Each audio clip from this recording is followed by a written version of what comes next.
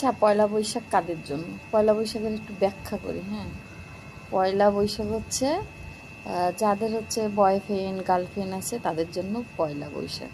আর যারা সিঙ্গেল মেয়ে ছেলে আছে তাদের জন্যই একলা বৈশাখ। ঠিক আছে?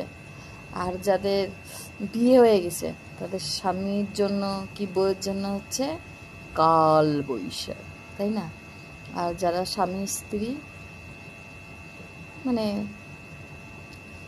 মানে নতুন বিয়ে হয়েছে তারা বলবে এসো হে বৈশাখ, এসো বৈশাখ।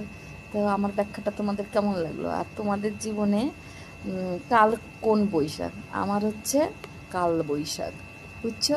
তোমাদের কোন বৈশাখ? আমার জীবন হচ্ছে কাল বৈশাখ। তোমাদের কোন বৈশাখ? কমেন্ট করে জানিয়ে যেও। বাই। শুভ নববর্ষের সবাইকে জানাই প্রীতি শুভেচ্ছা।